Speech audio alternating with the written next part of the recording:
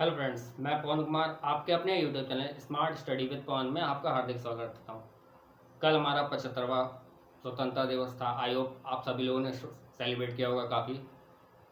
चलिए आज हम लोग बात करते हैं। आज हमारे विज्ञान की सुपर डेट की नेक्स्ट क्लासेस रहेगी, जिसका हमारा टॉपिक रहेगा आज हमारा रहेगा बल यानी फोर्स। तो बात करते हैं फोर्स यानी बल होता क्या है। कि जब भी कोई कोई मतलब बाहरी कारक किसी विषय या वस्तु में उसकी आकार, स्थिति व गति में जब परिवर्तन ला लेता है तो वो हमारा क्या कहलाता है, फोर्स यानी बल कहलाता है। यानी कोई भी बाहरी कारक होने का, जैसे मान लीजिए कोई एक बड़ी सी बॉल थी, ठीक है, इसमें कोई बॉल यानी बाहरी कारक हुआ, ये बॉल आके टकराई, तो इस बड़ी बॉल का क्या होगा, ये अपनी गति, इसकी गति बढ़ेगी, यानी गति यहाँ से यहाँ, और इसकी स्थिति में परिवर्तन होगा। यानी यहाँ पे पहले बॉल थी बड़ी वाली, अब यहाँ पे पहुंच जाएगी, तो इसकी स्थिति में भी परिवर्तन हुआ, उसकी गति में भी परिवर्तन। पहले स्थिर गति थी, अब क्या होगी, गतिशील हो जाती है। तो विरामावस्था में थी, अब गतिशील में हो गई। तो ये क्या होगा, स्थिति और परिवर्तन हुआ और गति में भी परिवर्तन हुआ, तो ये क्या होगी, हमारा फोर्स यानी बल कहलाता है। अब बात करते हैं बल। बल की जो इकाई होती है केजी मीटर पर सेकेंड स्क्वायर होती है, और जो उसका मात्रक होता है हमारा न्यूटन होता है। अब बात करते हैं गुरुत्वाकर्षण बल क्या होता है।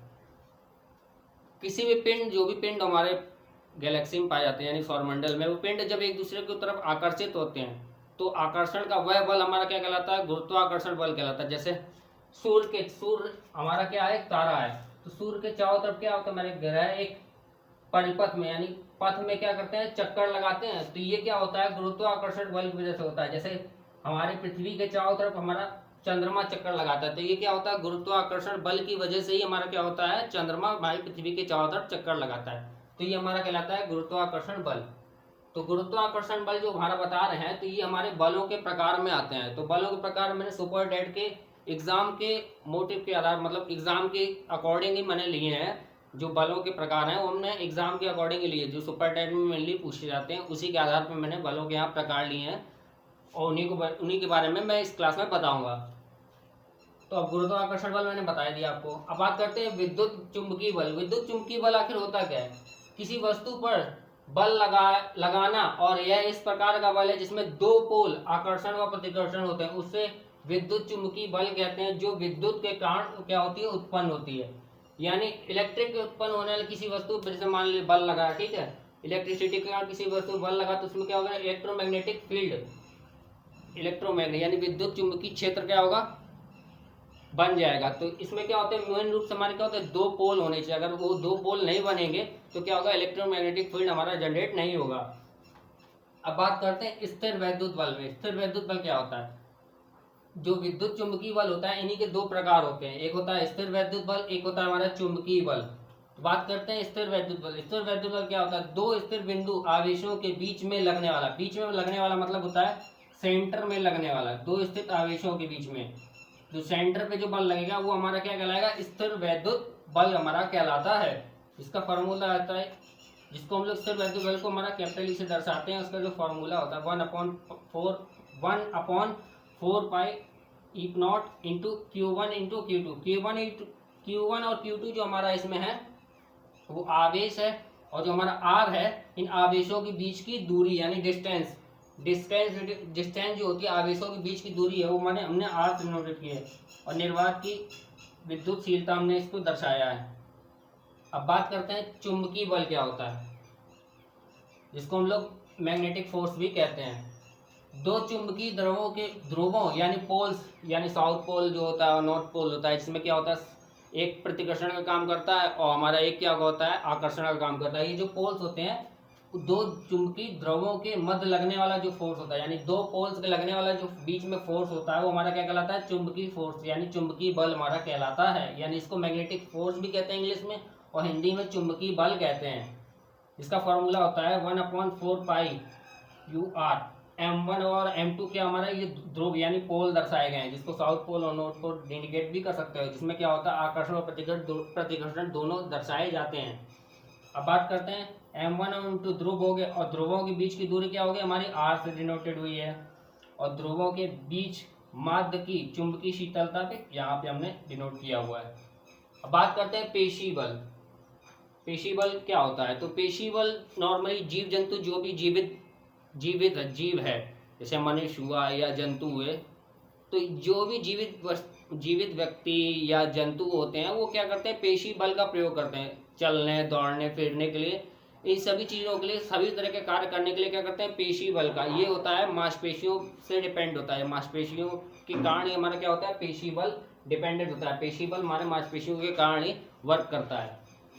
अब बात करते हैं सरल मशीन क्या होती है। सरल मशीन जिससे किसी भी कार्य को आसानी से सरल पूर्वक कर सके, या उस चीज़ का कार्य को आसानी से सरल पूर्वक कर सके। जैसे कि हमारा पेच होता है, स्क्रू गेज जिसको कहते हैं, पेच कुछ इस प्रकार का होता है,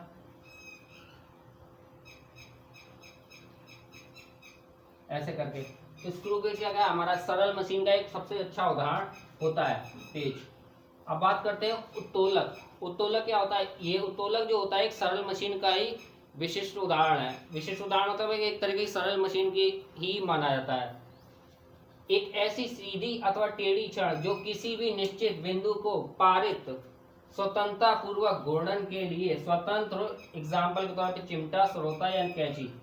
यानी एक ऐसा मशीनी यंत्र जिसके द्वारा, मशीन मतलब ये मशीन ही कह लीजिए, यंत्र ना करके मशीन कहिए, एक ऐसी साधारण मशीन जिसके थ्रू हम क्या करें कि अपने निश्चित काम को स्वतंत्रता पूर्वक कर सकें, तो वो क्या कहलाएगा, हमारा उत्तोलक यानी लीवर के रूप में कहलाता है। अब उत्तोलक का उदाहरण में आता है हमारा चिमटा, सरौता, कैंची। ये क्या करते हैं, साधारण हमारी क्या मशीनें हैं जिनके द्वारा अपने कार्य को साधारण आराम से, मतलब सरल तरीके से और आराम से कर सकते हैं।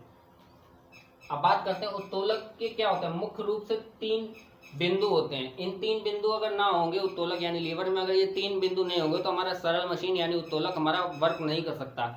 तो ये मेन 3 बिंदु क्या होते हैं, आलम्ब। आलम्ब क्या होता है, वह बिंदु जिसके चारों उत्तोलक की स्वतंत्रता पूर्वक घूर्णन कर सके। यानी जैसे हमारा प्लास होता है, प्लास मान लीजिए, कैंची मान लीजिए, उसका जो सेंटर पॉइंट जहाँ से कैंची क्या होती है, यहाँ से जहाँ पे दोनों मिलती है आकर के या काटती है, तो यहाँ पे जो पेच लगा होता है वो हमारा क्या कहलाएगा, आलम बिंदु कहलाता है। और जैसे प्लास होता है, प्लास में भी आंगले हिस्से में जहाँ पेच लगा होता है जो दबाते हैं, जिसकी वजह सेंटर बनता है, यानी स्वतंत्र रूप से जो रहता है वो क्या कहलाता है, हमारा आलम कहलाता है, स्वतंत्र बिंदु। अब बात करते हैं आयास की। आयास क्या होता है, जिस बिंदु पर बल लगता हो। जैसे प्लास होता है, प्लास के पिछले हिस्से में ऊपर और नीचे हम बल लगाते हैं, तो ये हमारा क्या रहता है, आयास बिंदु कहलाएगा। अब भार, जिस बिंदु पे क्या हो, वस्तु होती हो, वस्तु होती है, जैसे मतलब जो प्लास हमारा होता है, आंगले हिस्से से हम प्लास का आंगले हिस्से से जो भी कार्य करते हैं प्लास के आंगले हिस्से से करते हैं, लेकिन हमारा जो बल जो आयास हमारा जो होता है वो पिछला हिस्सा होता है, और जो हमारा आलम होता है वो बीच का हिस्सा इसलिए होता है कि इसी पे क्या होता है, हमारा आयास और भार डिपेंड होता है। जब भी हम क्या करते हैं, भार पे कोई वस्तु, जिस पे वस्तु कार्य करना होता है, उस वस्तु पे जब क्या करते हैं हम लोग, आयास यानी डिपेंड, आयास दबाते हैं, तो हमारा क्या होता है, आलम्ब के थ्रू क्या होता है, भार से हमारा कार्य होता है, भार पे हमारा कार्य होता है। जैसा कि मान लीजिए कैंची, कैंची सबसे अच्छा उदाहरण है। कैंची के जो आपको एग्जाम चित्र के माध्यम से समझाता हूँ।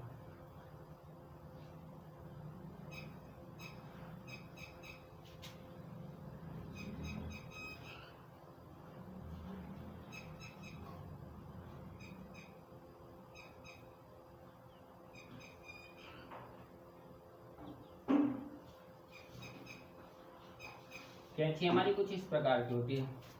तो कैंची में जो हमारा आलम्ब है वो हमारा सेंटर पॉइंट जिसमें पेच लगा होता है, ये होता है हमारा आलम्ब।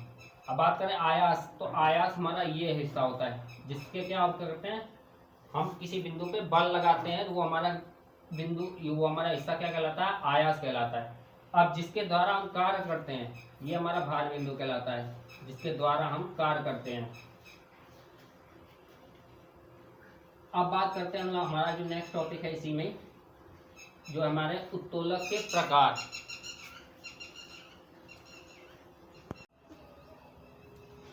हम बात करते हैं उत्तोलक के प्रकारों की।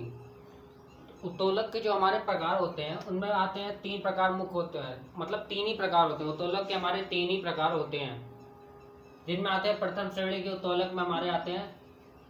प्रथम श्रेणी के उत्तोलक हमारे कौन कौन से होते हैं, जो प्रथम श्रेणी के उत्तोलक होते हैं उनकी विशेषता होती है कि उसमें आलम जो होता है वो हमारे मध्य में होता है। आलम यानी जो पेज टाइप का होता है, जैसे हमारा प्लास होता है, प्लास में हमारा जो बीच का मेन पेच होता है, कैंची का हमारा जो मेन पेच होता है, ये सब उदाहरण जो होते हैं हमारे प्रथम श्रेणी के उत्तोलक, यानी वे उत्तोलक जिनमें आलम्ब हमारा क्या हो, बीच में स्थित हो, और भार और आयास कहीं पे भी, मतलब किनारे, भार इधर भी हो सकता है, आयास इधर भी हो सकता है, या आयास इधर हो या भार इधर हो, मतलब आलम्ब कुल मिला के हमारा क्या होना चाहिए, बीच में होता है।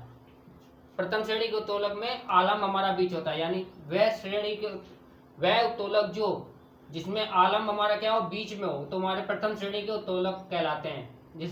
और प्रथम श्रेणी के जो उत्तोलक होते हैं उनका उदाहरण इस प्रकार होता है, प्लास हुआ, कैंची हुआ, तराजू हुआ, नेल कटर हुआ, शीशा जो बच्चे बैठ के झूलते नहीं है, इस प्रकार का होता है, जिसमें यहाँ दोनों बच्चे बैठे होते हैं, एक जब फोर्स लगाता है दूसरा उठता है, दूसरा फोर्स लगाता है नीचे, दूसरा मतलब अप डाउन ऐसे करके उठते रहते हैं। तो ये हमारा शीशा वो बच्चों के झूला होता है। अब बात करते हैं हैंडपंप जानते हैं, तो हमारा हैंडपंप जो है प्रथम श्रेणी का ही उत्तोलक होता है। साइकिल का ब्रेक भी हमारा प्रथम श्रेणी का ही उत्तोलक होता है। अब बात करते हैं द्वितीय श्रेणी के उत्तोलक। आखिर हमारे द्वितीय श्रेणी के उत्तोलक कौन कौन से होते हैं? तो जो हमारे द्वितीय श्रेणी के जो उत्तोलक होते हैं उनमें क्या होता है, भार हमारा क्या होता है, बीच में होता है, यानी बीच में यानी मध्य में होता है, और आयास और आलम्ब वो दोनों क्या होते हैं, हमारे किनारे होते हैं। तो इसके जो एग्जाम्पल होते हैं वो होते हैं हमारे सरहोता हुआ, नींबू जो निचोड़ने वाली मशीन होती है उसमें भी होता है। हमारी वो नींबू निचोड़ने जो मशीन है हमारी, वो हमारी द्वितीय श्रेणी के उत्तोलक में आती है। अब बात करें एक पहिया कूड़ा गाड़ी, जो कूड़ा गाड़ी जो नहीं होती है, जो हाथ से लेकर के ऐसे चलते हैं, तो वो भी हमारी क्या होती है, द्वितीय श्रेणी के उत्तोलक में आती है। अब बात करते हैं तृतीय श्रेणी के उत्तोलक की। तृतीय श्रेणी का जो उत्तोलक होता है उसमें क्या होता है, हमारा आयास मध्य में होता है, और आलम्ब और भार हमारे क्या होते हैं, दोनों किनारे होते हैं। तो जो हमारा मुख्य होता है, आयास हमारा मध्य में होता है, और आलम्ब और भार हमारे किनारे होते हैं। ये तृतीय श्रेणी के उत्तोलक की पहचान होती है। अब बात करते हैं एग्जाम्पल जो है चिमटा क्या होता है, जिसमें आयास यानी बीच में, चिमटा कुछ इस प्रकार से होता है।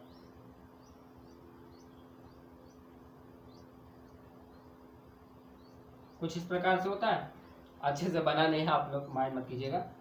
तो इस प्रकार से बना होता है, जिसमें क्या होता है, आयास यानी बीच में ताकत लगाई जाती है, यानी बल बीच में हमारा लगता है, और भार हमारा क्या रहता है, कॉर्नर में रहता है, और आलम्ब यानी जो दोनों हिस्सों को स्वतंत्र रूप से संभाले हुए, वो हमारा यहाँ पे आलम्ब लगता है, और यहाँ पे हमारा भार लगता है, और हमारा जो आयास होता है वो बीच में मध्य में होता है। तो इस प्रकार से ये तृतीय श्रेणी का उत्तोलक वर्क हमारा करता है, यानी कार्य करता है। अब बात करते हैं उत्तोलक का हमारा जो क्या होता है, सिद्धांत क्या होता है। उत्तोलक का सिद्धांत जो बेसिकली होता है वो 3 चीजों पर डिपेंड करता है, भार, आलम्ब और आयास। तो इस तरीके से जानते हैं, मान लीजिए ये शीशा टाइप का हमने लिया, ठीक है, इसमें क्या हुआ, एक तरफ आयास यानी एक तरफ से जब फोर्स लगाएंगे तब क्या होगा, हमारा दूसरी तरफ का भार क्या होगा, हमारा उठेगा। तो भार का हमने स्थान को पूरा किया लिए, भार भुजा, और आलम्ब क्या होगा, बीच यानी सेंटर का जो हमारा हिस्सा होगा वो आलम्ब कहलाएगा। और जो हमारा आयास, जहाँ आयास लगे यानी जहाँ हमारी फोर्स लगेगी वो हिस्सा क्या कहलाएगा, हमारा आयास भुजा कहलाएगी। तो इसका हमारा जो फॉर्मूला बन जाता है, भार गुणे भार भुजा बराबर आयास गुणे आयास भुजा बनता है। अब आते हैं यांत्रिक लाभ का हमारा फॉर्मूला क्या बनता है, यांत्रिक लाभ का। तो यांत्रिक लाभ का हमारा फॉर्मूला बनता है भार बटे आयास, जिसको हम लोग और मॉडिफाइड करके लिख सकते हैं आयास भुजा बटे भार भुजा भी कहते हैं। अब बात करते हैं अभिकेंद्री बल हमारा क्या कहता है, हमने बलों की कुछ प्रकार बताया, तो उसमें से अपकेंद्री और घर्षण बल मुख्य ये भी आते हैं, हमारे एग्जाम में पूछे आते हैं। अब बात करते हैं अपकेंद्र बल क्या होता है। वृत्तीय पथ पर गति करने वाले कण पर एक बल कार्य, जो मतलब वृत्तीय पथ पर जो भी गति करने एक कण पे जो मुख्य रूप से बल जो कार्य करता है, जिसकी दिशा क्या हो, सदैव वृत्त के केंद्र की ओर होती है, वो क्या कहलाता है, अभिकेंद्री। अभी यानी केंद्र की तरफ लगने वाला जो बल कहलाता है वृत्तीय पथ पे, वो हमें क्या कहलाएगा, अभिकेंद्री बल हमारा कहलाता है, जिसको हम लोग F से डिनोट करते हैं। अभिकेंद्री बल को F से डिनोट करते हैं। इसका फॉर्मूला आता है F = mv/r होता है। r हमारा डिस्टेंस को दो करता है, और m हमारा मास को शो करता है। इसी तरीके से अपकेंद्री बल क्या होता है, अपकेंद्री बल अभिकेंद्री बल का विपरीत होता है। विपरीत तो मतलब इसमें अभिकेंद्री बल में केंद्र की ओर दिशा होती है, और इसमें क्या होती है, अपकेंद्री में केंद्र के विपरीत दिशा होती है, यानी केंद्र से दूर की ओर दिशा होती है। तो अपकेंद्री बल के प्रतिक्रिया स्वरूप एक बल इसकी विपरीत दिशा में लगता है, इसी प्रक्रिया को अपने अपकेंद्री बल कहते हैं। यानी इसी जो प्रक्रिया होती है, इसी प्रक्रिया को क्या कहते हैं, अपकेंद्री बल हम लोग कहते हैं। इसका एग्जाम्पल जैसे मान लीजिए अपकेंद्री का एग्जाम्पल सिंपल सा है कि कोई कार है, किसी मोड़ पे अगर मुड़ा रहे हैं तो हमारे जो मुड़ाने के जो एग्जाम्पल है ये क्या आएगा, हमारा अपकेंद्र बल में आएगा। ठीक है, अब बात करते हैं अपकेंद्री क्या होता है। अपकेंद्री मतलब क्या होता है, जैसे मान लीजिए मक्खन निकालने की जो मशीन होती है वो हमारा क्या आएगी, अपकेंद्री बल में। एग्जाम्पल दूर से मक्खन निकालने वाली मशीन होती है वो क्या आएगी, हमारी अपकेंद्री बल में आती है। अब बात करते हैं घर्षण बल। घर्षण बल क्या होता है, ऐसा बल जो दो वस्तुओं के बीच सापेक्ष गति का विरोध करे, घर्षण बल कहलाता है। जैसे कि रोड पे जब गाड़ियां चलती हैं तो उनके टायर फ्रिक्शन यानी जो हमारा रोड होता है उससे क्या करते हैं, घर्षित तो यानी लड़ते हुए जब चढ़ते हैं तो क्या करते हैं, गति के सापेक्ष एक दूसरे को क्या करते हैं, विरोध करते हैं। विरोध करने की वजह से हमारे गाड़ी के पहिए क्या करते हैं, मूव कर पाते हैं। तो ये कहलाता है हमारा घर्षण बल कहलाता है इस बल से। आई होप आपको हमारी बल की क्लास यानी फोर्स की क्लास अच्छी लगी हो, तो हमारे चैनल को लाइक कीजिए, सब्सक्राइब कीजिए एंड शेयर कीजिए। प्लीज़ रिकमेंडेड, मतलब मोस्टली लोग अच्छे टीचर्स भी पढ़ाते हैं तो इसलिए मैंने भी ऐसे टीचर पढ़ाने की कोशिश की है। तो आपको अगर हमारा चैनल की वीडियो सुपर टेट की अच्छी लगी हो तो प्लीज़ लाइक कीजिए, सब्सक्राइब कीजिए एंड शेयर कीजिए। धन्यवाद।